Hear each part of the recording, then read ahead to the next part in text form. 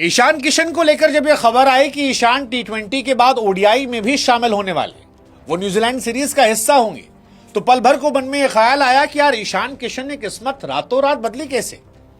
मतलब ईशान किशन तो वही खिलाड़ी है ना जो वनडे में दोहरा शतक मारने के बाद बाहर गए थे।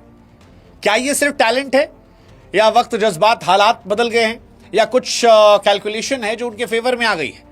क्या ये नए सेलेक्टर्स का असर है जिन्हें ईशान किशन में ज्यादा भरोसा है, या ईशान की डोमेस्टिक परफॉर्मेंस का असर है, या बाकी सब ने अपना क्रिकेटिंग स्टैंडर्ड इतना लो कर दिया है कि अब ईशान किशन अपने आप उठ गए?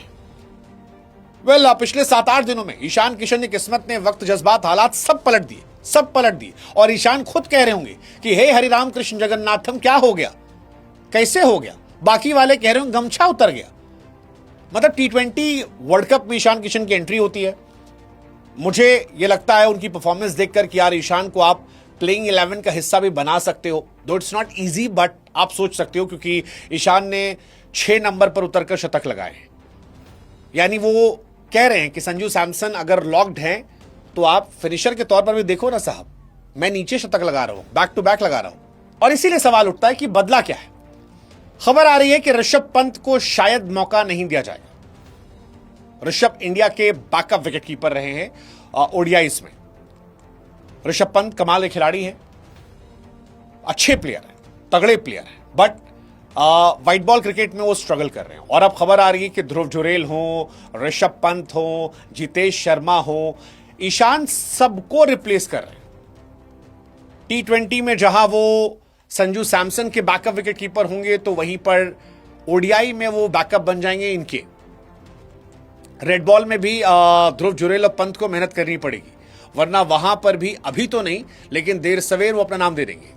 और ये बड़ी खबर है, इसके पीछे लॉजिक क्या वो समझने वाली बात है। लेकिन उससे पहले एक बड़ी खबर बता दें यही कि ऋषभ पंत के ड्रॉप होने की कहानी आने लगी है। ऋषभ पंत जो है इन दिनों कंसिस्टेंसी से स्ट्रगल कर रहे हैं।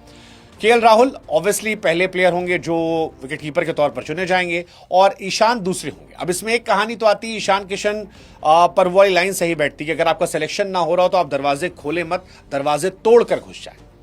ईशान ने एक्चुअली दरवाजे तोड़ दिए थे क्योंकि जिस तरह का सिलेक्शन किया था, जिस तरह परफॉर्मेंस की थी, उससे सिलेक्शन चांसेस थे। ये बताया कि there is no alternative to grind hard work.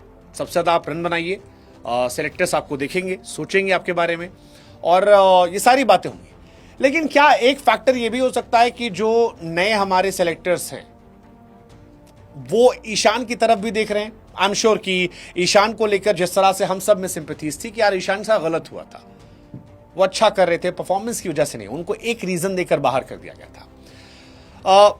क्या अब वो फैक्टर खत्म हो रहा है? बीसीसीआई नए सिरे सोच रही है कि परफॉर्मेंस जो करेगा वो टीम में होगा, बाकी चीजें कम मैटर करती है। एक रीजन ये भी हो सकता है यार कि गंभीर की पकड़ जो है टीम इंडिया में कमजोर हो रही है। हो सकता है कि गंभीर की पकड़ कम हो रही है, अगरकर की पसंद कम हो रही है, और ये जब आए थे तब इन्होंने लोगों ने एकदम बाहर कर दिया था, लेकिन अब शायद वो तरीका चेंज हो रहा हो। हालांकि संजू सैमसन के फैंस कह रहे हैं हमारा भी लड़का अच्छा था यार, 100 रन बनाए थे साउथ अफ्रीका के सामने, उसको भी खिला लेते।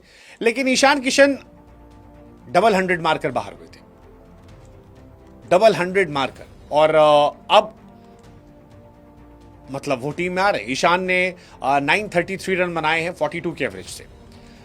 ऋषभ पंत जो है 33 के एवरेज से 871 रन है। संजू हालांकि इन दोनों से आगे थे, 56 का एवरेज था वनडे में, लेकिन ईशान को पहला मौका शायद मिल रहा है। 39 गेंदों पर 125 रन अभी उन्होंने बनाए थे 6 नंबर के लिए, जो बताता है कि कर्नाटका के सामने पारी अपने आप में तगड़ी थी। 33 बॉल में 100 run, second fastest Vijay Hazare में 6 नंबर बैटिंग करते हैं। मुझे लगता है जो ये 6 नंबर पर ईशान किशन ने बैटिंग करना शुरू कर दिया है, ये उनकी रेंज को बड़ा कर दे रहा है, बहुत बड़ा कर दे रहा है। मतलब ये आपको 3 ऑप्शन दे रहा है कि आप अगर ओपनर भी बीमार पड़ता है तो ईशान किशन को ऊपर भेज दो, अगर लोअर ऑर्डर में कोई बीमार पड़ता है तो उसको दे दो, कोई परफॉर्म नहीं कर पा रहा उसको ड्रॉप कर दो। तो I think there is one factor कि ईशान आपको ज्यादा ऑप्शन दे रहे हैं जो ऋषभ पंत या बाकी लोग नहीं दे रहे हैं। केएल राहुल बहुत समय तक टीम से जुड़े थे क्योंकि ओपन भी करते थे, नीचे भी करते थे। आई थिंक वो ईशान ने भी पकड़ लिया है और इस वजह से प्लस परफॉर्मेंस है, एंड आई थिंक सेलेक्टर्स का नजरिया भी एक बहुत बड़ा है, बहुत बड़ा है। इस वजह से शायद ईशान को बैक टू बैक एंट्रीज दी जा रही है और पिछले 6-7 दिनों से उनको मौके मिल रहे हैं। साथ ही एक और मैसेज शायद है कि जो खिलाड़ी घरेलू क्रिकेट में अच्छा करेंगे टीम की जरूरत के हिसाब से फिट बैठेंगे, उन्हें मौका दिया जाएगा। और इसी वजह से शायद ऋषभ पंत को वनडे टीम में जगह नहीं मिल सकती है, ईशान को मौका मिल सकता है। गिल कैप्टन होंगे नहीं होंगे, लेट्स सी। वनडे में अय्यर होंगे नहीं होंगे, लेट्स सी, फिटनेस उनका देखना होगा। बट ईशान के बारे में माना जा रहा है कि ईशान को मौका मिल जाएगा। ऋषभ पंत साउथ अफ्रीका के खिलाफ वनडे टीम का हिस्सा थे, लेकिन व्हाइट बॉल में ऋषभ पंत को काफी ज्यादा पीछे भेज दिया गया, वो कहीं नहीं है। उनके प्रदर्शन मिले जुले हैं, विजय हजारे में भी बहुत एक्स्ट्रा नहीं है, बहुत खराब भी नहीं है, एक पारी चले एक फ्लॉप के। ईशान किशन थोड़ा एक्स्ट्रा ऑर्डिनरी रहे हैं। ईशान किशन ने लास्ट टाइम 11 अक्टूबर 2023 को दिल्ली में अफगानिस्तान के खिलाफ खेला था। ऑलमोस्ट 2 साल वो बाहर रहे। अब 2 साल बाद उनकी T20 टीम में एंट्री हुई है, अब वनडे टीम में भी उनकी एंट्री हो रही है। और ये इसका रीजन, एक बड़ा रीजन परफॉर्मेंस है, बहुत बड़ा। मुश्ताक अली में 7 रन, विजय हजारे में शतक, झारखंड को पहली बार खिताब दिलाना, एंड आई थिंक इस वजह से शायद ये मौका है। अभी जो कहानी है उसके हिसाब से शुभमन गिल कैप्टन के तौर पर रहेंगे, जायसवाल बैकअप ओपनर होंगे, ईशान किशन मिडिल ऑर्डर के लिए रहेंगे और ओपनर के तौर पर ही बैकअप हो सकते हैं। अय्यर अगर फिट होते तो आ जाएंगे। ऋतुराज को टीम में रखा जाएगा, चाहे अय्यर रहे ना रहे, दोनों केस में कहा जा रहा है।